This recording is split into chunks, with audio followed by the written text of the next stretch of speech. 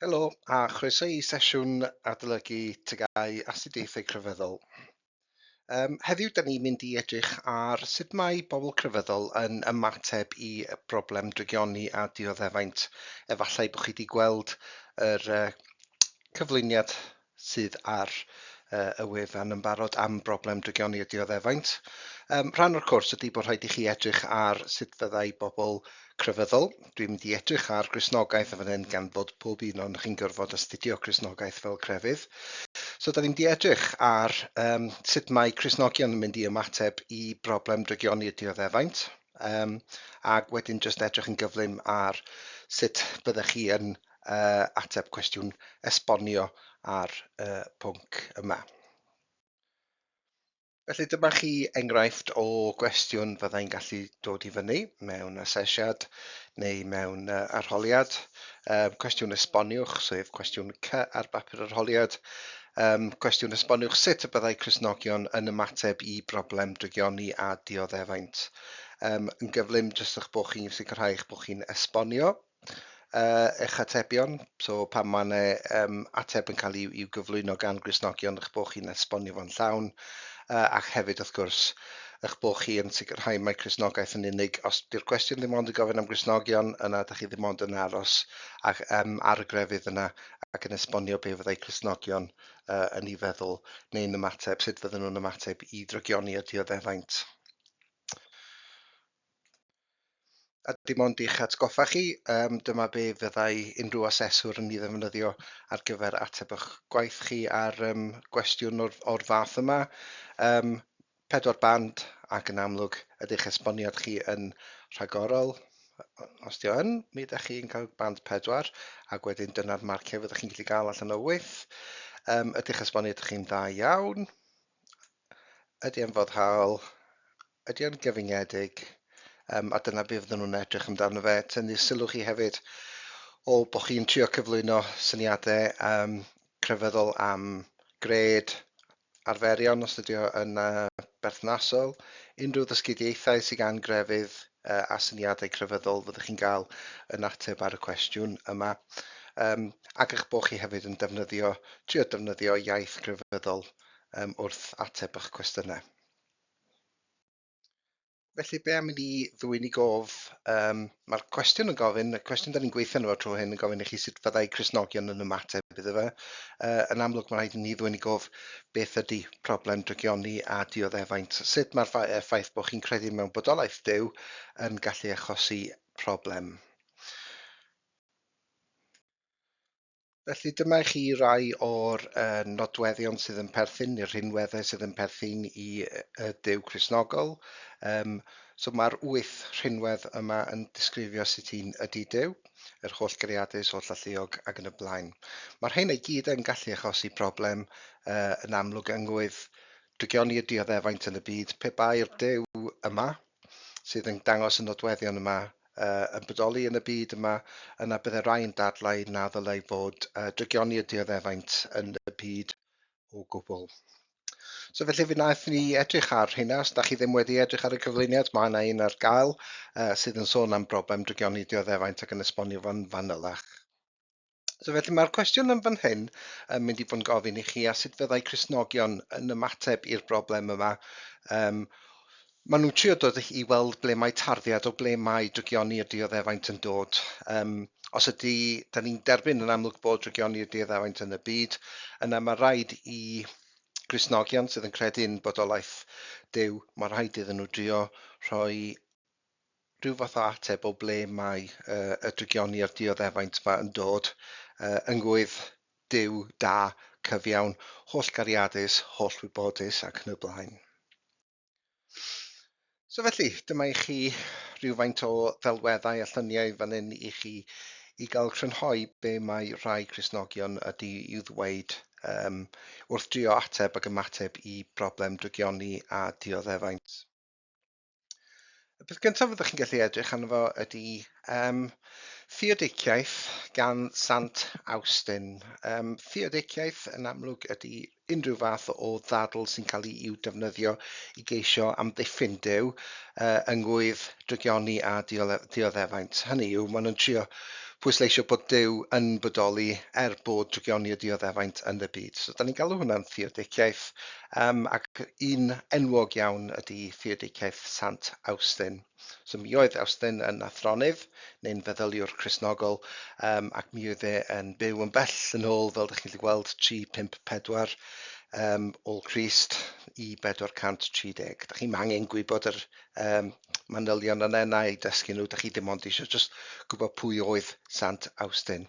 A mae wedi bod yn enwog iawn am trio ymateb i broblem Drygioni a dioddefaint drwy i'w theodiciaeth, i'w ddadleuon i drio amddiffyn Duw. Rhan gyntaf o theodiciaeth Awstyn ydy cyfeirio at y cwymp ag ewyllus rydd fel ffordd o ateb problem Drygioni o dioddefaint. Dwi'n cymryd neu'n gobeithio eich bod chi wedi dod ar draws yr termau yma o'r blaen, cwymp ac ewyllus rydd. Y cwymp da ni'n sôn amdano fo ydy pan mae dynoliaeth pobl yn cwympo oddi wrth y pedestal yna oedd Duw wedi ein gosod ni arno fe, drwy wneud pethau drwg. Ac yn amlwg, yr enghraifft gyntaf sydd ganddo ni ydy addag Efa yn mynd yn erbyn gorchymyn Duw i beidio bwyta'r ffrwyth o'r goeden wybodaeth da a drwg, a'i bod nhw wedyn yn mynd yn erbyn Duw.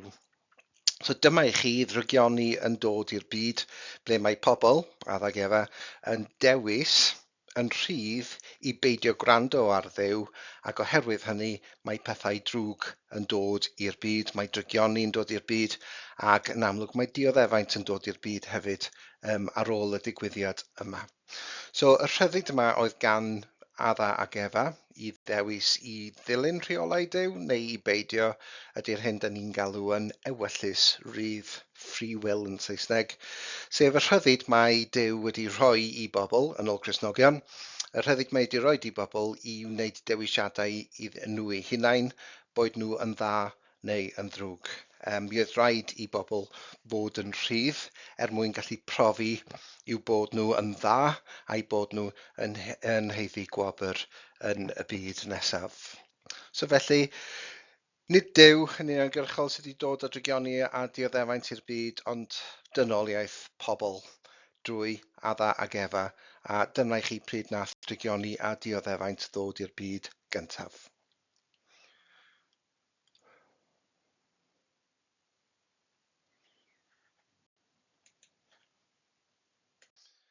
Ac ail ran o theodiciaeth Awstyn ydy'r syniad o absenoldeb Dioni. So feddyliwch amdano fe fel hyn. So os ganddo ni absenoldeb goleuni, beth ydyn ni yn galw pam dydy goleuni ddim yma? Da ni'n rhoi enw arno fe, sef tywyllwch. Yr ail beth, os da chi'n edrych yn fan hyn, yw absenoldeb rhywbeth sydd yn felys. Da ni'n galw, pam dyw rhywbeth ddim yn felys, da ni'n galw e'n chwerw neu'n sur. Felly, meddyliwch beth da ni felly yn galw absenoldeb Dioni. Pam dydy Dioni ddim i'w weld, yna mi da ni'n galw hynna yn Drygioni. So felly, dyma'r syniad o absenoldeb Dioni.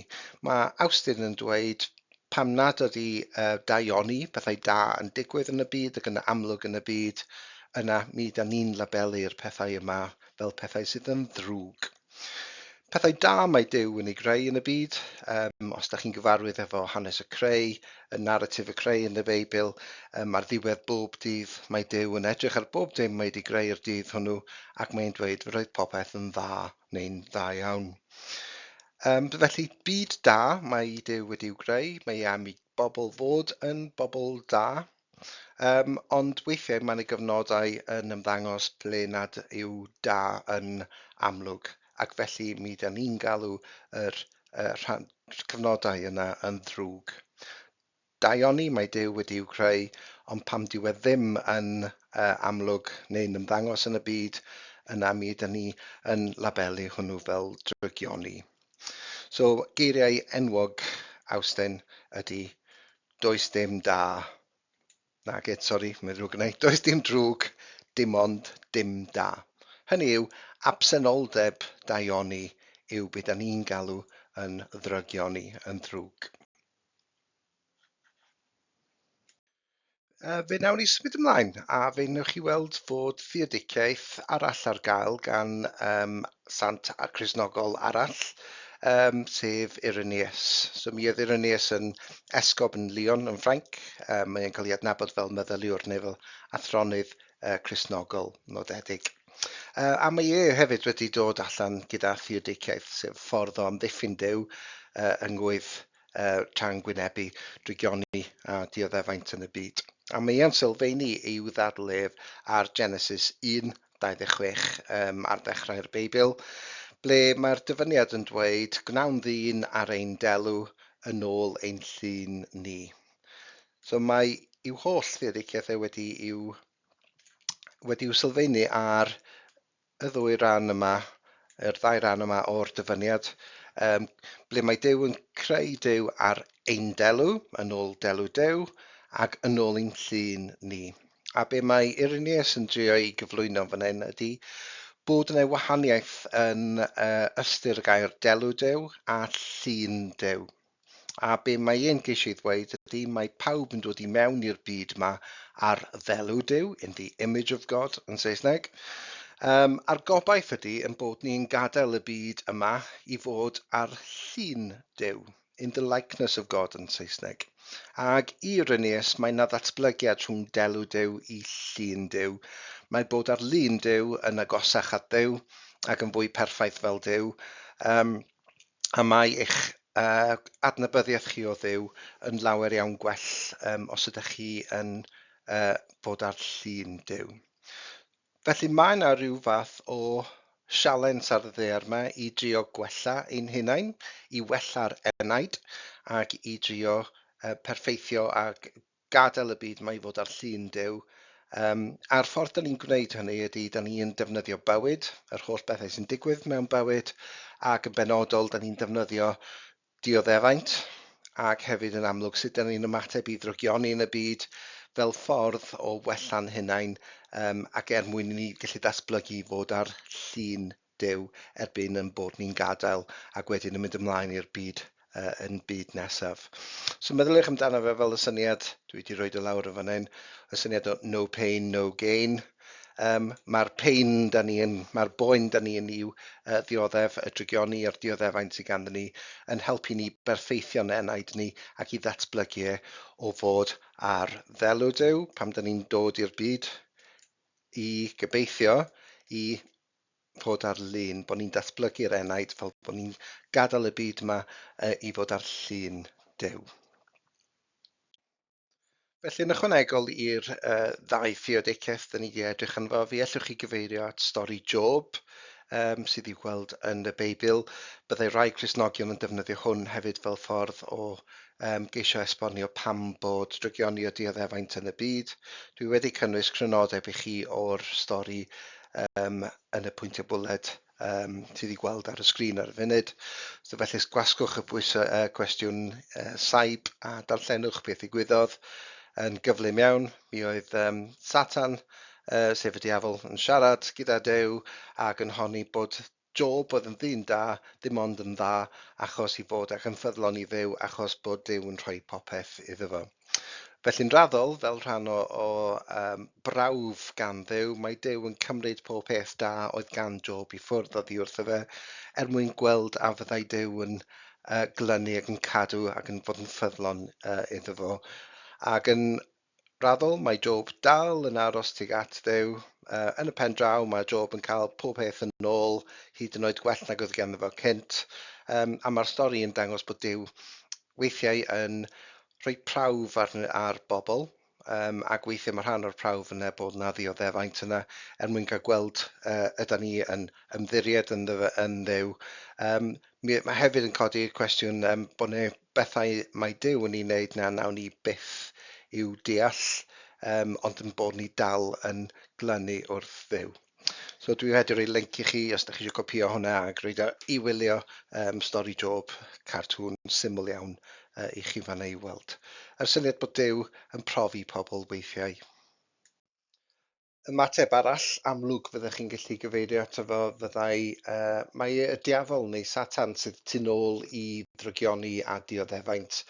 Felly nid Duw sydd yn creu'r drygioni o'r dioddefaint, ond Satan sydd yn temtio bobl i wneud pethau drwg, a Satan a'r diafol sydd tu nôl i bob drygioni a dioddefaint.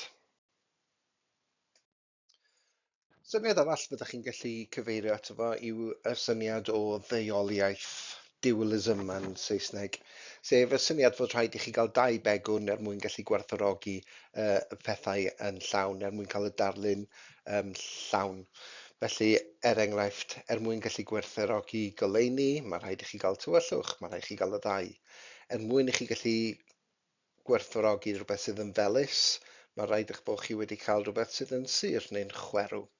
Ac felly, yn syml iawn, er mwyn gallu gwerthfawrogi y pethau da sydd yn digwydd mewn bywyd, mae rhaid eich bod chi'n cael profiad o bethau drwg a dioddefaint sydd yn digwydd yn y byd.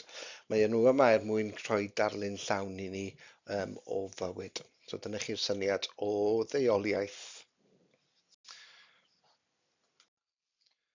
Felly, be am i chi roed prawf yn chi eich hun?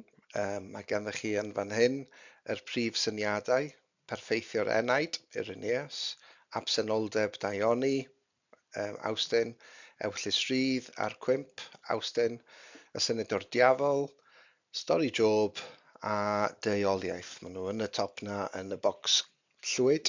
Gwasgwch y botwm saib a triwch weld ydych chi yn gallu adnabod ac yn gallu cysylltu yr esboniadau gyda yr cysyniadau, yr syniadau yna sydd i weld ar y sgrin.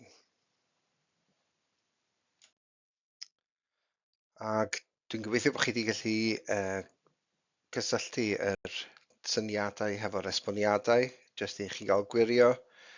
Perffeithio'r enaid yw hwnna, absenoldeb Dioddefaint, Ewellys Rhydd, y cwimp, y diafol, stori Job a'r syniad o ddeuoliaeth.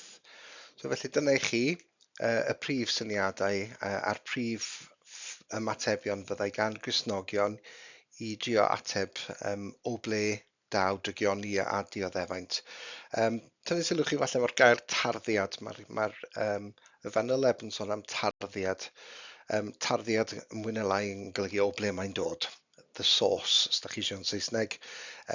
So beth i'ch bod ofn y gair yna, o ble mae'n dod, mae tarddiad yn golygu ble mae drygioni a dioddefaint yn dod.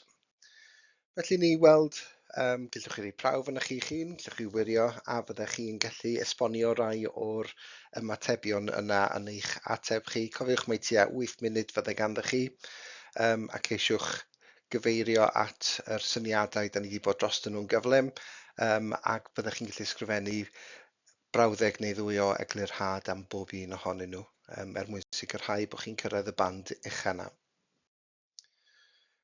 Yn amlwg, yn eich cwrs TGAU, mae angen eich bod chi'n cyfeirio at ail grefydd, ac fe allai cwestiwn ofyn i chi i esbonio nid yn unig syniadau Cristnogion sydd fydden nhw'n ymateb, ond byddai'ch ail grefydd chi hefyd efo rhyw fath o ymateb, sut fydden nhw'n ymateb i drygioni a dioddefaint. Felly gnewch siŵr bod ganddo chi wybodaeth o'ch ail grefydd chi. Yn amlwg mae'ch ysgol chi neu'ch canolfan chi wedi gallu dewis unrhyw un o'r crefyddau eraill. Felly gnewch yn siŵr eich bod chi yn gallu meddwl am 3 neu 4 pwynt ble fyddai'ch ail grefydd chi yn eich cwrs chi, be fydden nhw'n dweud am a sut fydden nhw'n ymateb i broblem drygioni a dioddefaint.